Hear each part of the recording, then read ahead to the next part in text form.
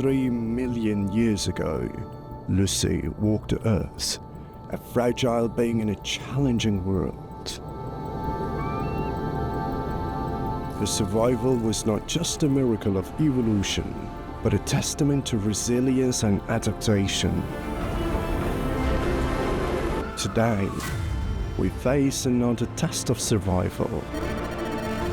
This time, it's not about one species, it's about all life on Earth.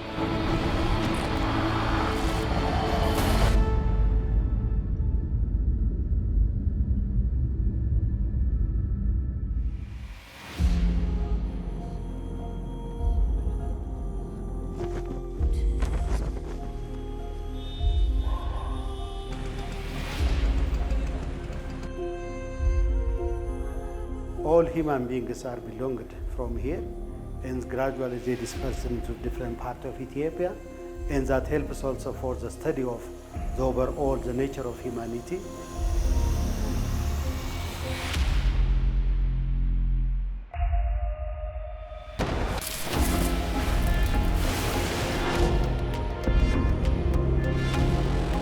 Forests are vanishing, oceans are rising, and heat waves scorch the land. Ethiopia, as a country found in the Horn of Africa, where climate change is a very serious problem, I may say, is one of the countries which significantly and increasingly affected by climate change. It's not only climate change that has been risking the development in Ethiopia, but also natural resource degradation, land degradation, deforestation of forests, and also desertification. Like Lucy, we must adapt. But this time, the challenge is global, and the stakes are existential.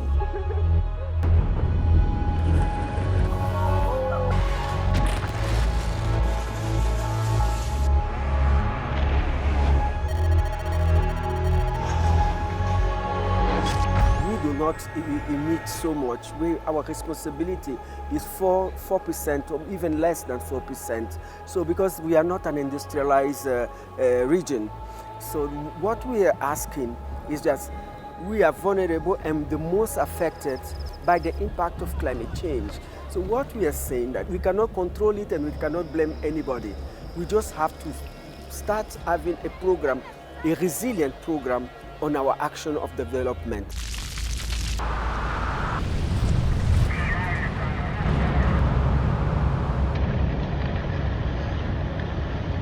Many people used to joke at first about climate change and saying, well, we have such short summers, we will now have longer summers, we can go to the beach for a longer period of time.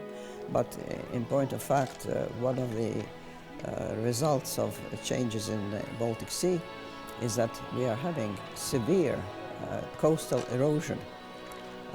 We are losing significant amounts of territory. We're already a small country, and every year the sea chews away at our sandy shores. And even though the beaches are beautiful and so on, and this is something that you can't even stop it. Climate change organisations have emissions of greenhouse gases. Climate change is now happening. Indonesia says it's 10 million tons of. The Philippines stops it susceptible to hazards possible.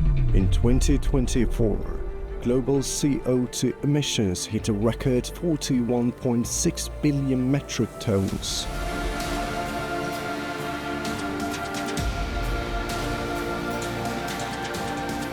We are talking about future. That means we need to have the young generation fully aware of climate change and the impact of the global warming. So we need to invest in education, first of all. When we talk about education, we are talking about also creativity. We are talking about technology and behaviors.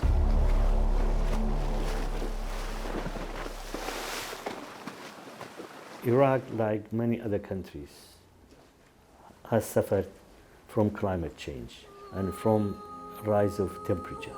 Unfortunately, For the last 10 or 15 years, Iraq faces many years drought and reduce in rainfall, reduce in snowfall, and reduce even in the amount of water which we receive from our neighboring countries to Iraq.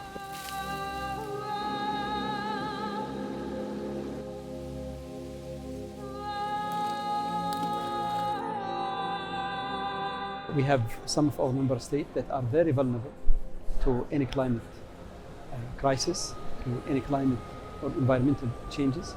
So we have created a department called the Sector of Science and Environment, giving the environment its importance. But more importantly, we have also a sector for culture. We value the importance of culture in different ways. We strongly believe that identity is part of our culture. Here we go. From deforestation to fossil fuels, humanity's impact on the planet is undeniable. The Earth is warning us, and the cost of inaction is staggering. Here we go. Climate crisis is threatening not only human existence, but also other forms of being. And it's highly threatening mainly the marginalized communities in marginalized countries, such as ours in Latin America, mainly threatening women. So climate justice means that we all have a planet for all of us.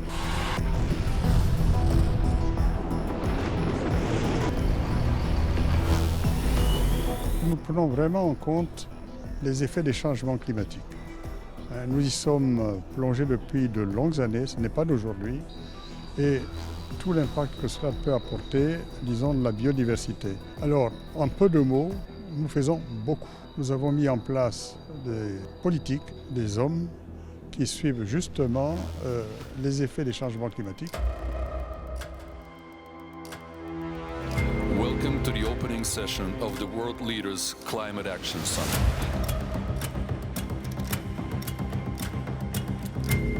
To invite His Excellency Mr. Ilham Aliyev, President of the Republic of Azerbaijan, to deliver his welcoming remarks.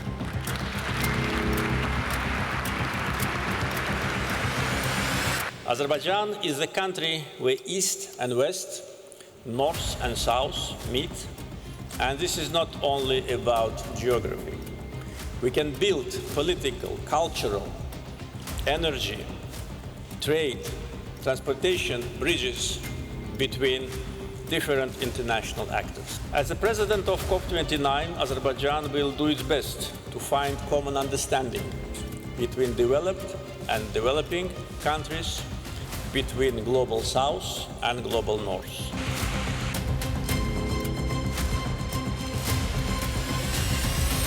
For developing countries, the biggest challenge is that the financial commitments made in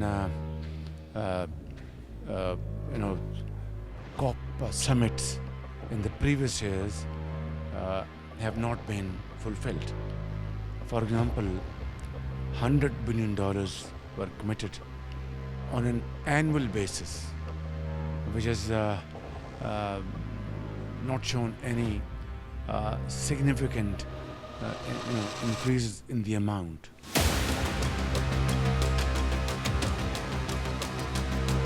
My very first COP was in Copenhagen back in 2009.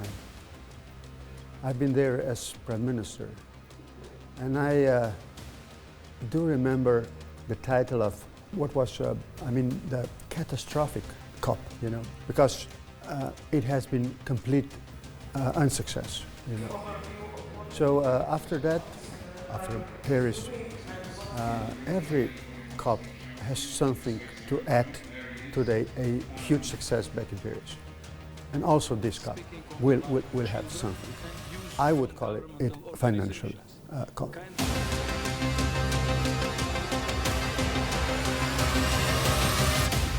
In November 2024, nearly 200 nations gathered in Baku, Azerbaijan for COP29. with us in the room, should anybody want to reach out to him, if you just raise your hand.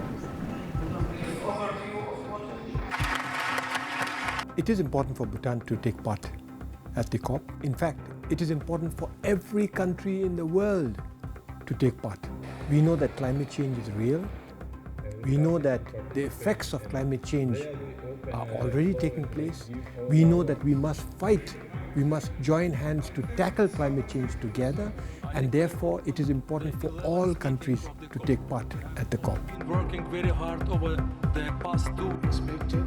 Dubbed the Finance COP, the stakes were enormous to finalize a $300 billion annual climate finance goal and bridge the gap between ambition and action. After some years of all for this effort and commitment put in Baku, there is a lot of expectation to come to agreements, to start implementing some of the very important commitments and agreements that were reached last year in Dubai. So there is optimism. The conference began with optimism but quickly exposed fault lines.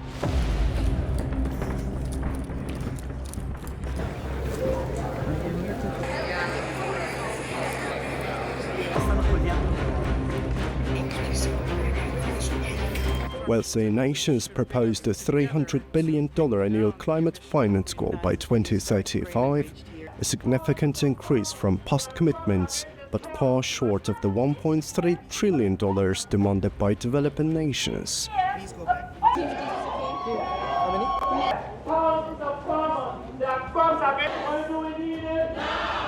The ambition that exists at present of 300 billion is actually seeking support of the developing countries, and that is such an unacceptable fact. It is not right that you should expect that from a developing country, and the developed countries are happy to say that we should be contributing to that effort. I'm sorry, we are not happy. Disagreements over fossil fuels added another layer of complexity. Oil exporting nations led by Saudi Arabia resisted calls for phase out, warning of economic collapse.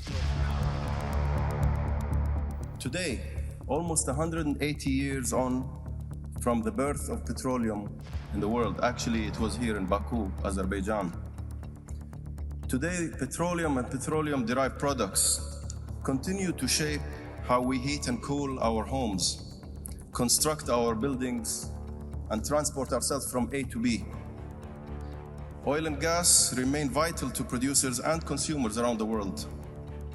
As His Excellency Azerbaijan's President, His Excellency Ilham Aliyev, emphasized at the opening of COP29, they are indeed a gift of God. They impact how we produce and package and transport food, and how we undertake medical research, manufacture, distribute medical supplies. I could go on forever. Continuation of this work program. Meanwhile, wealthier nations argued economic pressures, including post-pandemic recovery and the Ukraine conflict, limited their ability to meet financial demands. much more private. On the screen, you can see there, policy. WHO came to the COP29 with a report. The title of the report is Health is the Argument for Climate Action. And let me explain you why. Not only climate change is affecting very negatively our health. As you can imagine, when you have an extreme weather event, that will cause damage and we will lose we will have deaths and injuries of people. So this is a very direct impact of climate change. But it will be, imagine a flood or a drought will put at risk the capacity of having an agricultural production, and therefore we will have an impact on the nutrition of people. A member of Stop Ecocide organization. In many countries, 1.5 years ago, I was here. Climate change affects macroeconomic and financial stability, but it also offers opportunities for green growth and green jobs. This is why the IMF is engaged, and what we do is to work with our members on policies that would make their economies more resilient to climate shocks and that would make them more attractive for private capital that would go into the new sectors that are sectors truly of the green economy.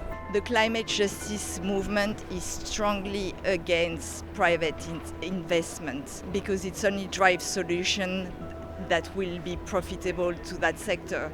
So not only they bear the responsibility of polluting this big multinational, but also they are trying to make money out of the innovation and solution that they are putting forward that are not accessible in the context of agriculture to smallholder farmers, but only big farmers.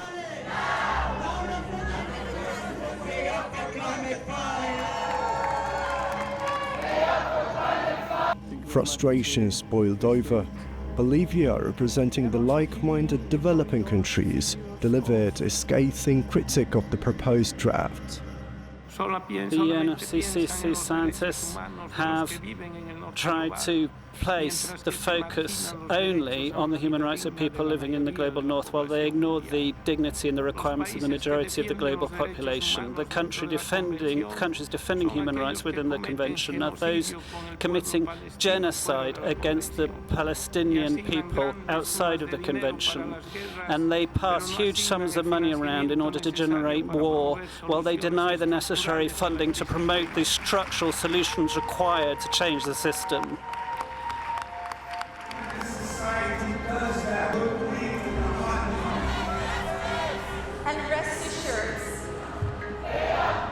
But we have a right as countries to choose if we're going to take this or not. Pick of the day?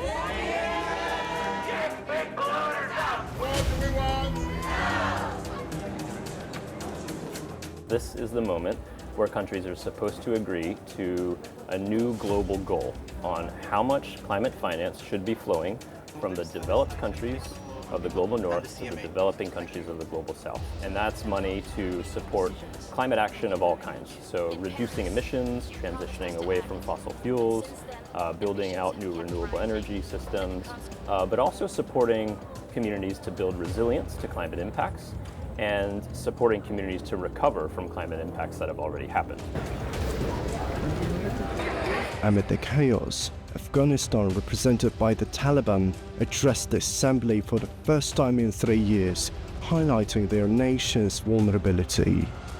What specific support you hope to gain from attending COP29, and how does the Taliban administration plan to engage with other countries on climate issues despite the lack of formal recognition? Bismillah ar-Rahman ar-Rahim. نحمده ونصلي على رسوله الكريم أما بعد First of all, we deeply appreciate the Republic of Azerbaijan, particularly the Ministry of Ecology and Natural Resources, for inviting us to COP29. In the last 3 years, at COP26, COP27 and COP28, we were not included in these discussions, and the rights of the Afghan people in relation to climate change were not considered.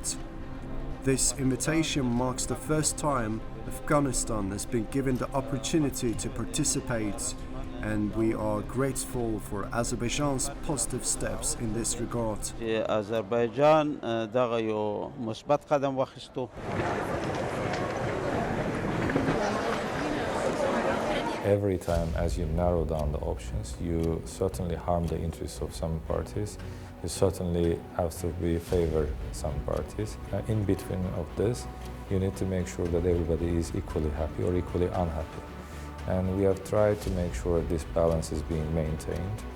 Have been shuttling around all the parties, probably behind the scenes. When we talk about the behind the scenes activities, we should talk about our engagement with all negotiating groups, even at late hours like 3 a.m., 4 a.m. We have been calling the groups, please come to meet with us. We have some new ideas.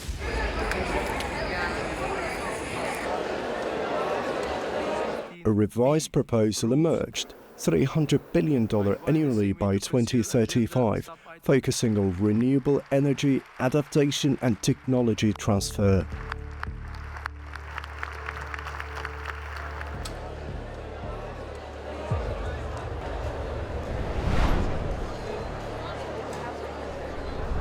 A Muchos de los resultados esperados tienen que ver con los recursos disponibles para los países en desarrollo, tanto para sus esfuerzos de adaptación como para sus esfuerzos de mitigación y construcción de resiliencia. Uno de los grandes temas de esta conferencia de las partes es lograr una nueva cifra para la financiación climática.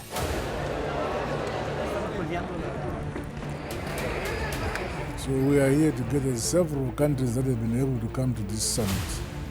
And I'm happy that we from Zimbabwe have been able to come and participate and share perspectives about our respective regions, sharing the experiences of other regions here in Europe.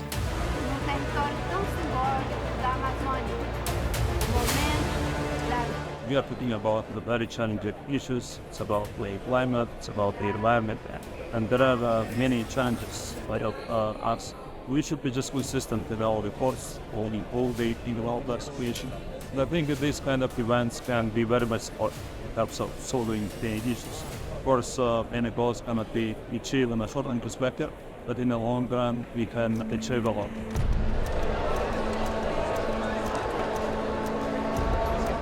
Hope that this platform will provide a meaningful platform for dialogue, a space for dialogue and for solution seeking, between all the actors. Azerbaijan has very clearly shown the leadership with COP29 and has put Azerbaijan and the region in the center of the discussion in very important issues.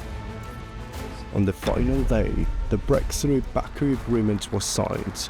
It included provisions for carbon markets, operationalizing the loss and damage funds, and enhancing global accountability frameworks. In COP28, we came up with CHAM, Coalition of High Ambition for a Multi-Level Partnership. And now, 29 is known as Finance COP and Enabling COP. So as you put it rightly, Kuala Lumpur and my city, we are struggling also for the climate change issues or challenges. For example, like flooding. Right now, part of my areas in city, in low-lying area, I'm now in Baku. Part of the Kuala Lumpur is not big flood, but still flooding in some of the low-lying area. The Breakthrough Baku Agreement marks progress, but it is only the beginning. For nations on the front lines, the fight for survival continues.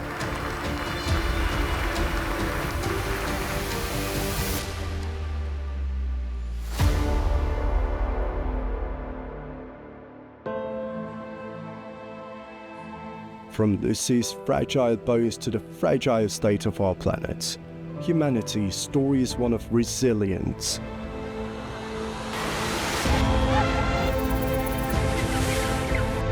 Industry occupies just 1.2% of the land on the planet.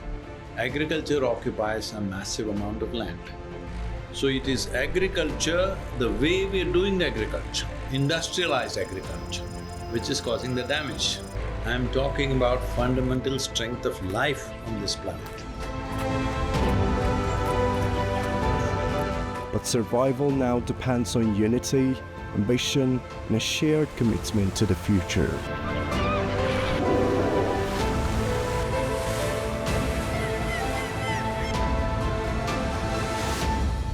Green is not just a color, it is a promise to our shared future.